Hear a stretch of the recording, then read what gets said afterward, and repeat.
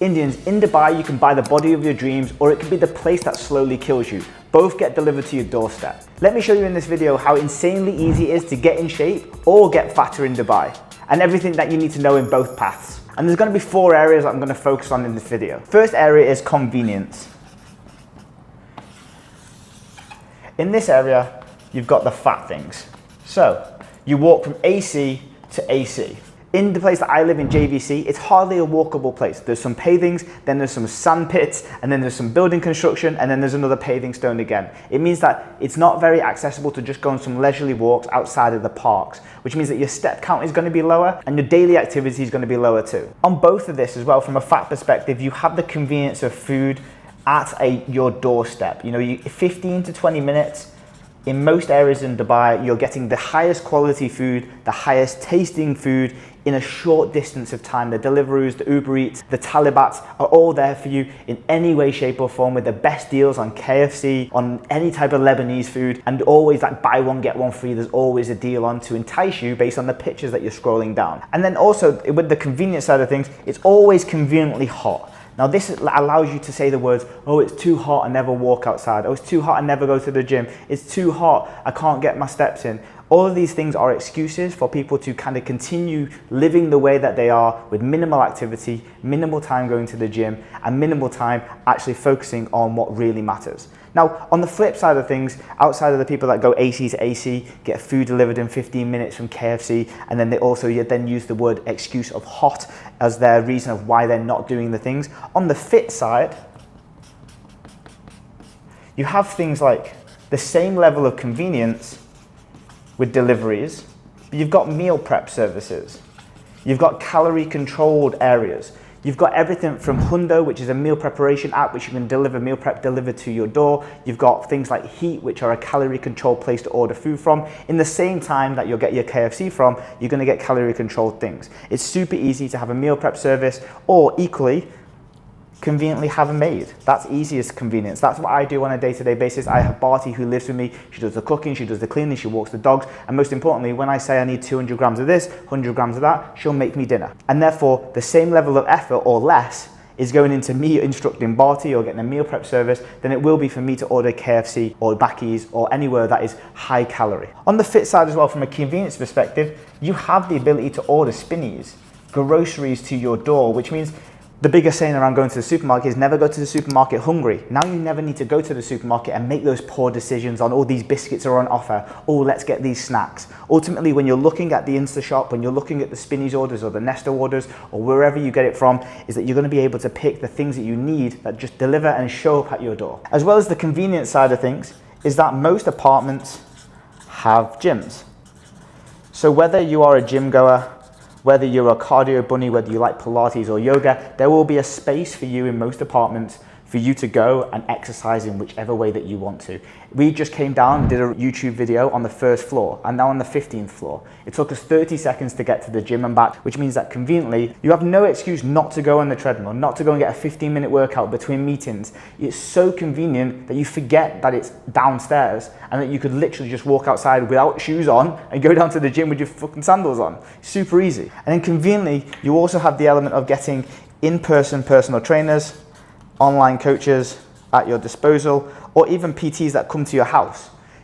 If you have the disposable income, the convenience of someone coming to you, you can get your manicure, pedicure, you can get a haircut in your front room, you get a personal trainer in your front room, you get a massage in your front room. There is nothing that you can't do towards your health and wellness, even like your blood work, IV drips, you get your supplements delivered. Everything comes under this convenience factor. It's just about the choices that you choose. So if you choose not to invest in like personal training or any type of advice around the gym, if you choose not to use that convenience of going to the apartment gym, you choose not to kind of get meal prep or to make your decision making around food, even if you get your groceries in the right place from not ordering shitty foods, you can always use these excuses about not being able to go outside because it's hot. Or you'll be able to say, oh, well, I can't make a good decision around food and there's nothing available, when we know there's loads available. It just always comes down to the excuses that you give to yourself, and hopefully you can see convenience-wise, there's so many great options to be fit and there's so many options to be fat, and therefore it's your choice where you sit down this middle line of which way are you going to go. Are you going to go this way and give excuses, or are you going to go this way and find solutions? And the second part of how Dubai could be the fittest place in the world, but also could be the fattest place in the world, comes down to this big aspect of social pressures. Now, how you determine and how you deal with this really determines how you spend your calories, how you spend your alcohol budget, or what you do to motivate you. Because on the fat side of social pressures, you have the element of social drinking, socializing all of the time.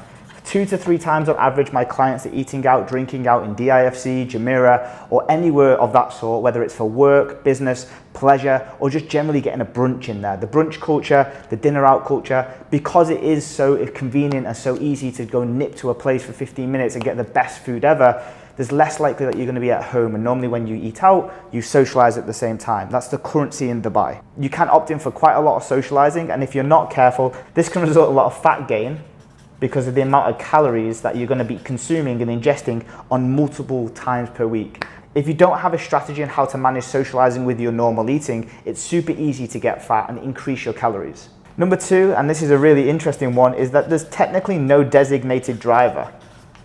There's an app called Zofer, and there's multiple apps of the same way, where you don't have the excuse when you're going out for dinners that you can't drink because you're driving. So the excuses or the resistance of social pressures will lead you to drinking, because all you do is click the word Zofer, you get a guy to come and get your car, he drives it home, you're sitting in the back bladdered or drunk, and then you get to go home in the car that you said that you're going to be a designated driver with. So there's more pressure for drinking because there's no need for a designated driver. And I think the last thing around the social pressures, we haven't even mentioned the concept of you being able to say no, the pressures of family, eating in excess and people around you, multiple plates, you're not wanting to feel the odd one out around a dinner table. But I think the biggest thing around what could make you fat with your social pressures is the element of why you came to Dubai in the first place. You came here because of excess, you came here to live it up and to enjoy. Which means that, in short, you want the lifestyle of going out for dinner. You want to go for nice drinks. You want to go to beach clubs at the weekend. You want to go to high-end places, staycations in Abu Dhabi, Ras Al Khaimah, and enjoy all the fruits of those labors, whether that's food, whether that's snacks, whether that's alcohol, whatever it is. A lot of the things that come down to the pressures of being in Dubai, it will always come down to why you came here in the first place. It feels like a permanent holiday. It feels like you're not living a real life. So therefore, when you come here with that extra wealth, that extra money that you've come over with, and you're living this new life compared to the UK, US, or India, you want to experience life. And that social pressure is actually internal.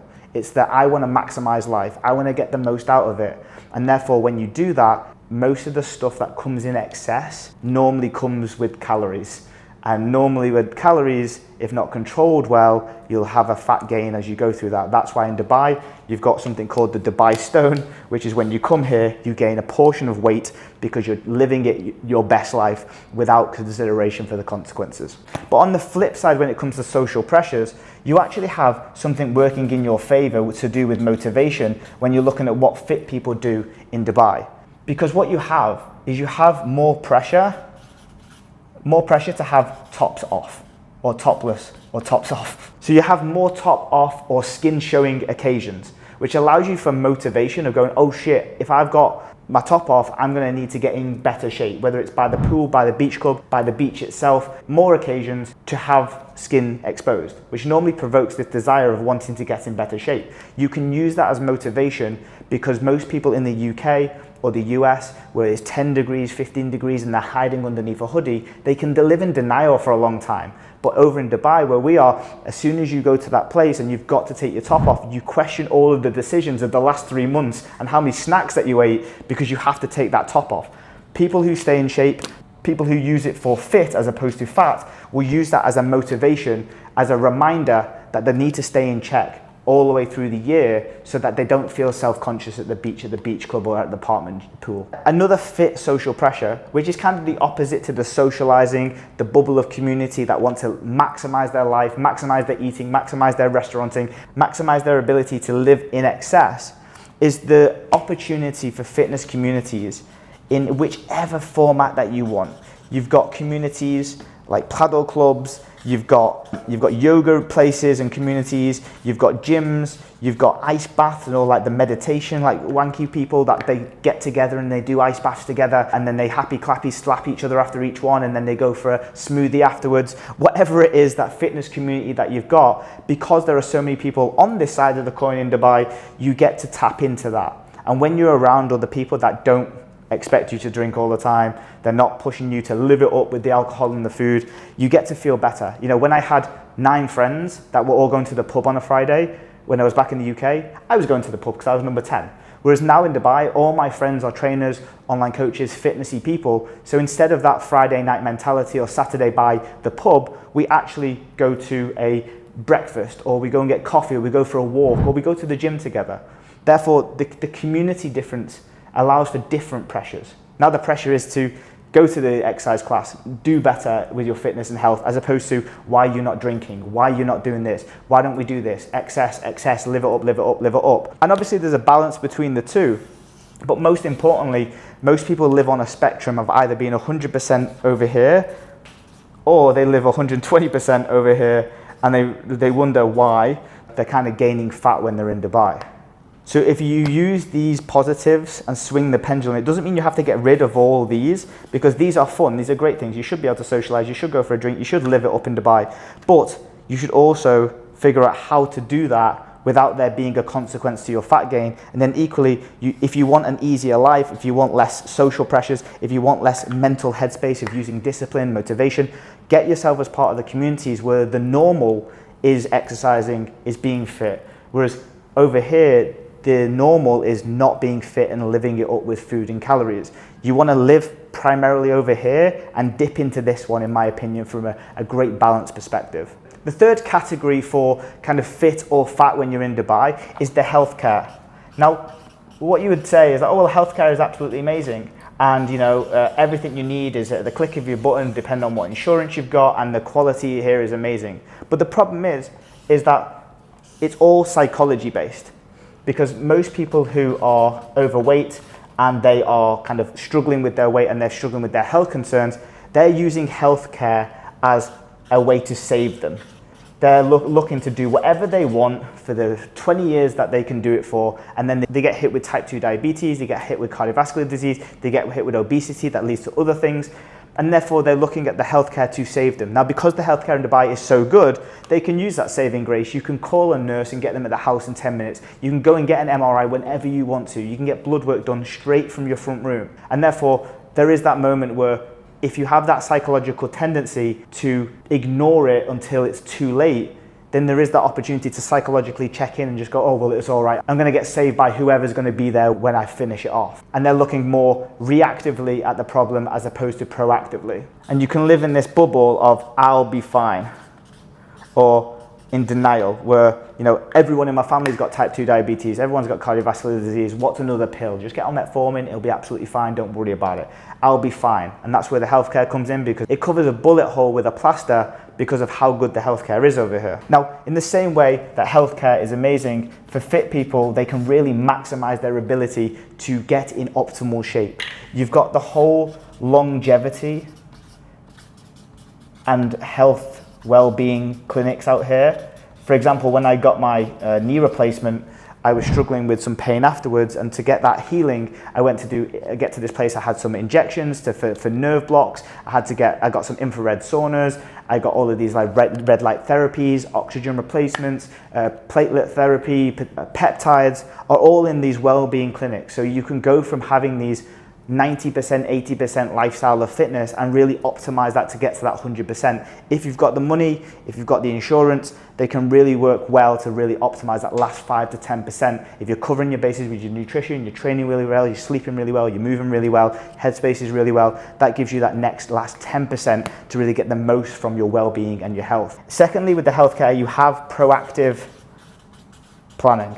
So because you can get echocardiograms, you can get blood work, you can get everything literally to your home, IVs, whatever it is, you're not looking at it as being proactive. You're staying on top of your health with some really convenient options like the the blood work frequently every 12 weeks from Just Life on an app, going to get MRIs or get these ECGs and IVs as a proactive measure to see if there's anything coming with your life that you need to change and course correct. You can get DEXA scans to look at body fat, bone mass density, muscle mass in such an easy fashion. You could just literally WhatsApp them and go in the next 30 minutes if you really wanted to. So having that proactive planning allows you to be fit now, but allows you to be fit for the next 20 years. In the UK, if you try and get one of those on the NHS, you'll be waiting until you're dead to get it.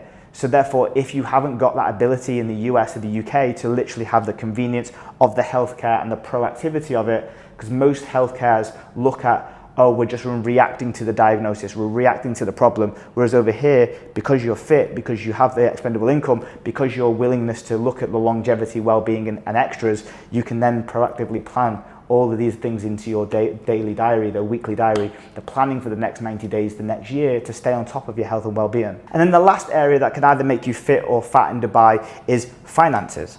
Now, money makes the world go round, but it also changes how you live your lifestyle. Because the fat people can follow very similar traits. They can be out of Dubai for 3 months at a time.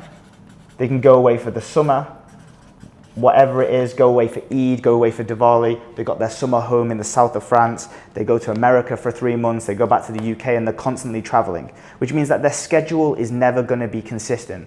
So with most South Asians, they either get really good at home and they're great when they're at home Monday to Friday. They might be terrible at the weekends. And then when they go on holidays, where they just live it up and they let go completely. They might not be used to having a gym somewhere. They're not used to their normal routines. They might be in a different time zone. And they might just have more socializing, more experiences, more calories going in when you go away. And if that happens every single year, and on the average, most people gain 3 to 5 pounds a year. But in Dubai, I feel like it's more like 5 to 7 pounds because of these spurts that people have with holidays, with Diwalis, with Christmases, with then time off in between. Especially if you have those financial capabilities, you're more than likely going to these high-end restaurants. You're more than likely going away for the weekends, flying out to somewhere else. And that inconsistency with your routine doesn't have to be, but it is one of those things where people just lose control of their eating. And then when they're back in Dubai, they don't get back into their routine until just before their next holiday or their next time away, and then boom, they're going away. And then we're also looking at that whole travel plan as well. Majority of people do travel for work, and the concept of business dinners, business lunches, constantly being on a flight can kind of change the dynamics of your food too. So like most people need to figure out home, work, social, and travel plans. The plans that work at home are not going to work when you travel. The plans that you have socially are not going to work at home. They get a rigid meal plan from some PT in Al Quoz who doesn't know the difference between a pakora and a paratha. So they never learn the differences between what to do when they're at home versus when they're in social occasions or when they're going traveling. Most people just have a plan and then they go off plan. And then therefore they never learn about how to actually make it part of their lifestyle. That's why they gain fat consistently, because they're put in different situations and they don't know how to handle it. Because of the finances, you've worked hard to be here. It's the same as the convenience. You've worked hard to be here, so why not do whatever? And that's more the question that we pose for most of the people that are out here when they're trying to maximize their wealth, maximize their ability. Why don't I? Why can't I? Why shouldn't I do these things? And therefore, the ability to have more money just exposes a new tier of lifestyle, new experiences, hotel stays, a new echelons of customer service, a new level of 16 course dinners that kind of come at 17 Michelin stars, whatever they are. You get these exposed to these new fine experiences. Now at the same time as with the fit people and their finances, first off, they'll invest in the best tech. You can have lots of things in your house that help your recovery, your longevity, your ability to access doctors, Apple Watches, all of these things that may be on a different level to some people. You get to use your finances to invest back into your health through tech, invest back through gyms, through experiences, wellness centers, whatever it is, you get to use that money to improve that 80% all the way to the 100%. And as well as that, the finances that you can utilize then allows you to do all of those convenience things really, really quickly and for as long as possible. The meal prep companies, the maids, the drivers to take time away from your daily schedule so that you can go to the gym at the right time and you can get there without driving and getting in traffic. All of these things allow you to fine-tune your life to having better fitness outcomes or more time to do fitness. Because if you've got a maid and they take the kids for an hour, it's a lot different than not having any nanny help at all. So you have more opportunity to use your finances to have the best things and then to spend more time doing those things because you're leveraging out your resources to make time for fitness. But at the same time as you could make time for fitness, you could also make time to go out for dinner or travel often or indulge quite a lot. Same investment, different choices. And then the same time as you could even look at the fact that when people go on holiday, these fit people still do these holidays. They still go away for the weekends to Abu Dhabi, to Ras Al Khaimah. They still go away to their house in God knows where in Monaco or whatever. But most importantly, they've got that set up and invested in, I would say, a health mindset. So when they're viewing their airport times, when they're viewing their hotel stays, they're looking for different things than these people are looking for. These fit people are looking for the best gym or closest to a really good gym, or does this hotel provide good quality nutrition, or can they get those meal prep services in this country if they're staying for longer periods of time. They're investing the same amount of resources, they're doing the exact same thing, but they're also then spending some money on investing in that, what we would call the health mindset, where you're constantly looking for not degrading your health just because you're away from the normal routine. Now, if you love this video and seen the difference between fat and fit in Dubai, and you want to kind of look at treading the line, I love the fact that these people who are fat, they enjoy their lifestyle, and actually we teach our clients to do exactly this whilst getting in shape. With most of these fat trends, fat habits, they are not a case of that you have to give them up. You just have to find the strategics and the strategies and the tactics around your meal plans, your structures, your lifestyle, which we teach our clients who live in Dubai, the US and the UK, to have this side of the coin and still get fit. And if you want to know a little bit more about that, all you have to do is look at the description, click the link to book in with my team, and we can see if we can help you. If you are in Dubai, there is a VVIP service that you can use with me personally, and you can find out more about that if you click the button and ask the team about the VIP service here in Dubai.